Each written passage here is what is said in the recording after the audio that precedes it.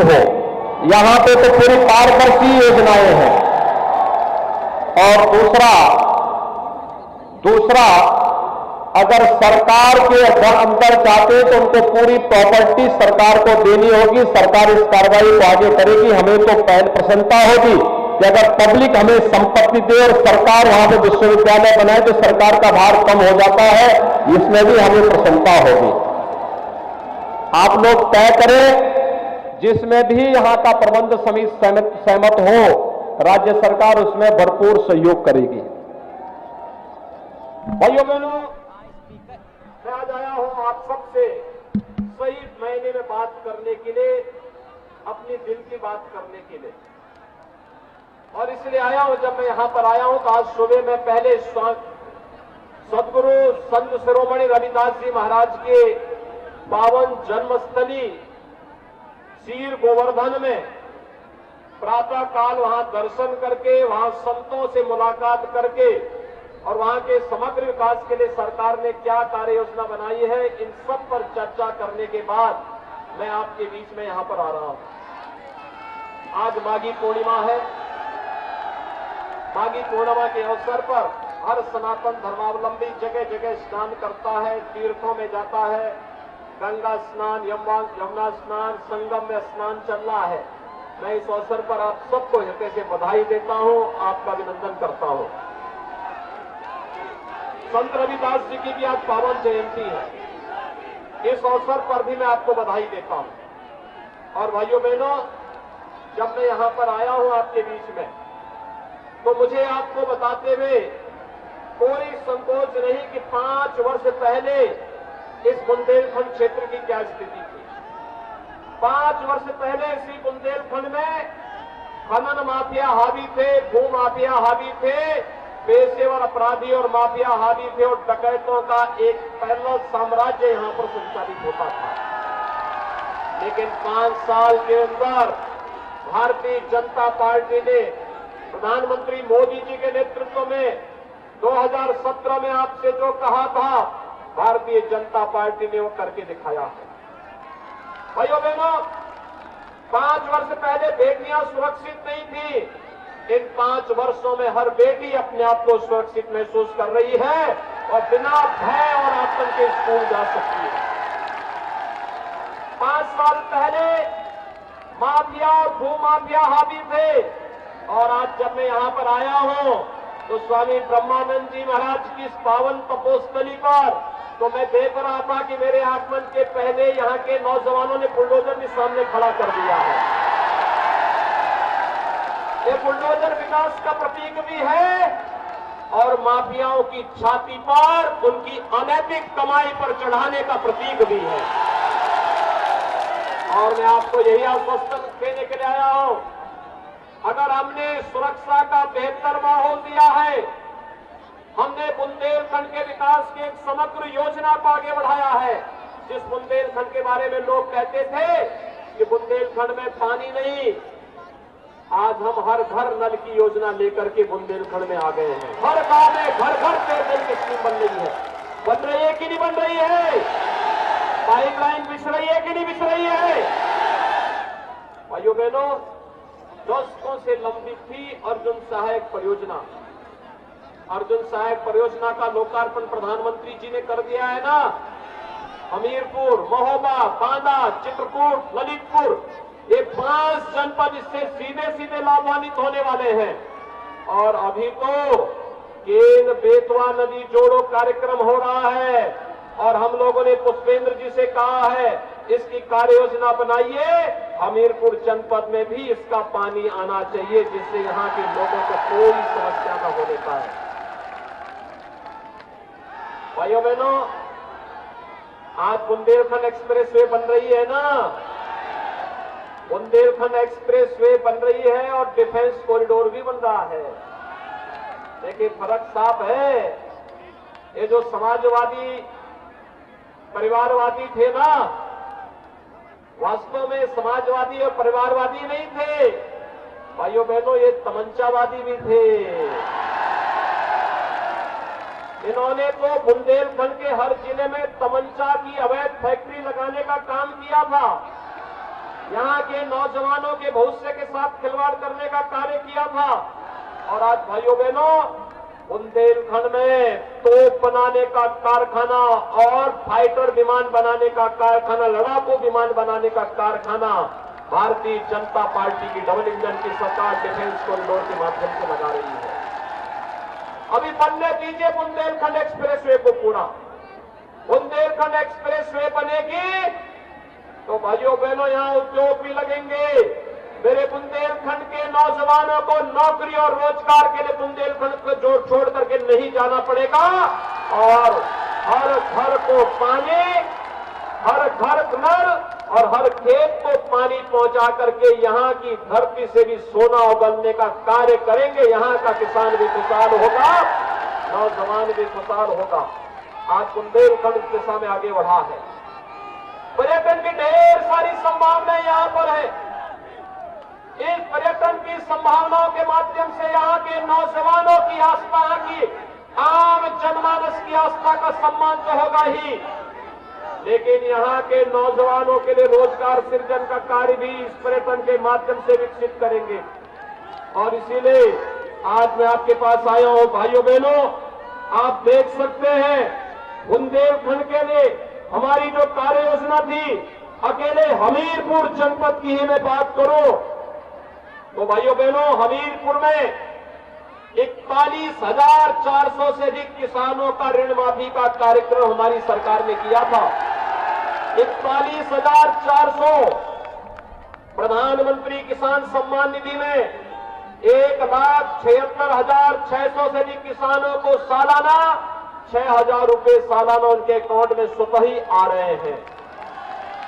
भाइयों बहनों, पाइप पेयजल स्कीम के अंतर्गत यहां पर 27,682 परिवारों में कनेक्शन दिए जा चुके हैं। और अगर मैं दिव्यांगजन पेंशन, निराश्रित महिला पेंशन, वृद्धावस्था पेंशन की बात करूं, समाजवादी पार्टी ने इस पेंशन को रोक दिया था।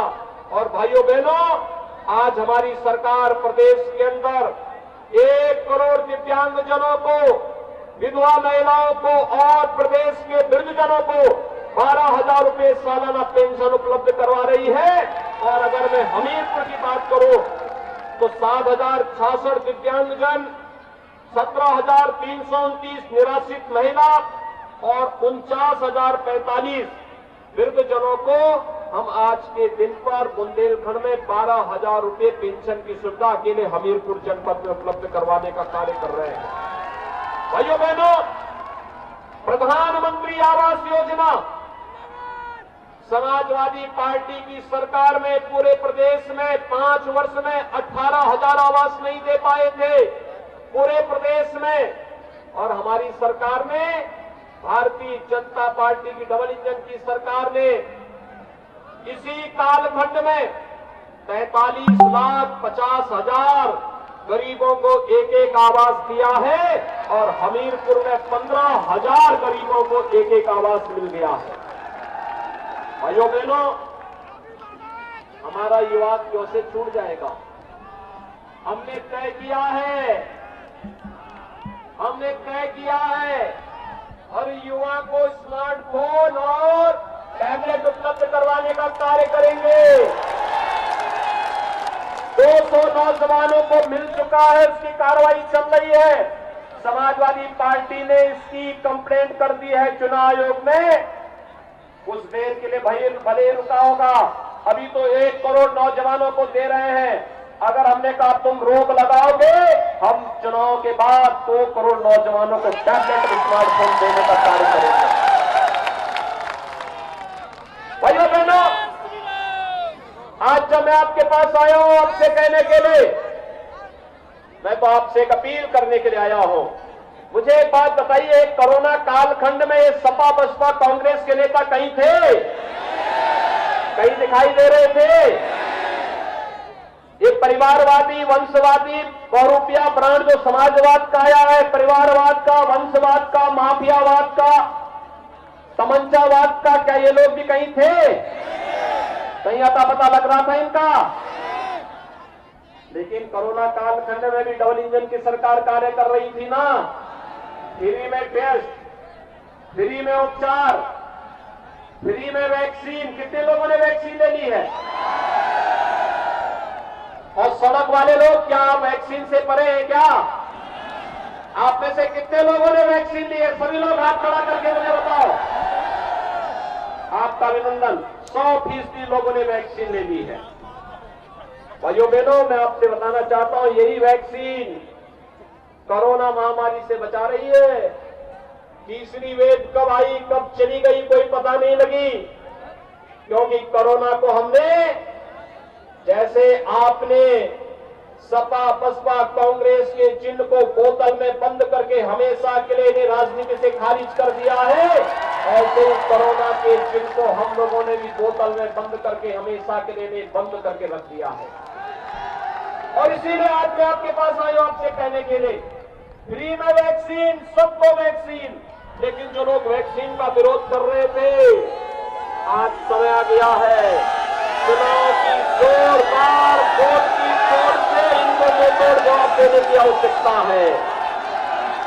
और भाइयों बहनों, एक बात और, फ्री में वैक्सीन, सबको वैक्सीन तो मिलाई। अब तक की महामारी का ये रिजल्ट रहता था कि जितने लोग बीमारी से मरते थे उससे कई ज्यादा लोग मरते थे भूख से।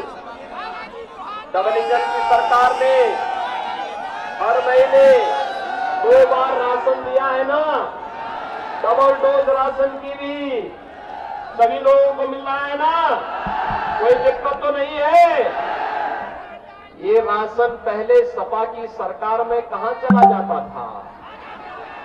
खा जाता था सिपाही खानदान, उनके गुर्गे खा जाते थे, गरीब देखता रह जाता था।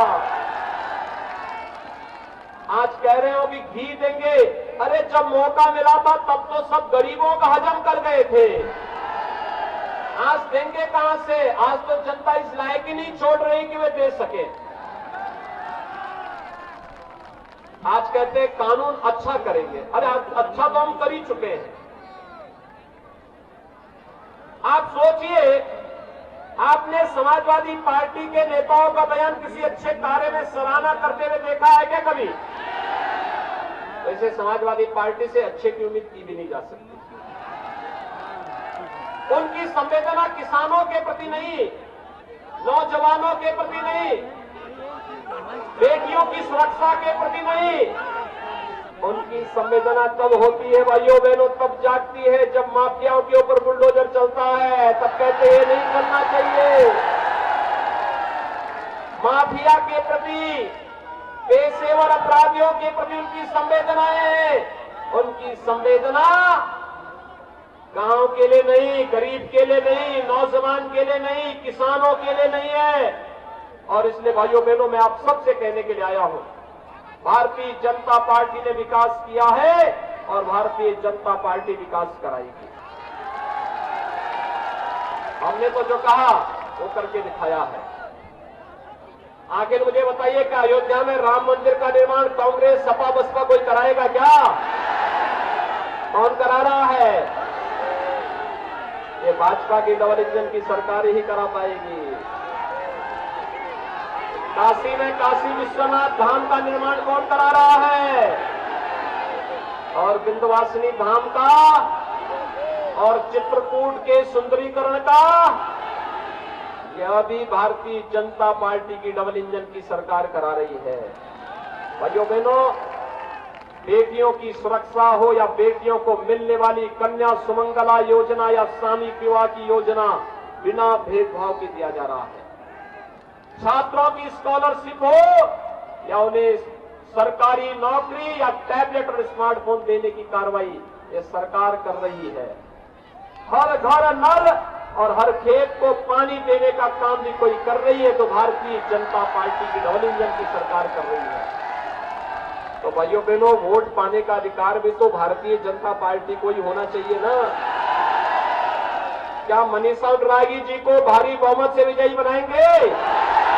भारी बहुमत से, कमल चुनाव चिन्ह पर।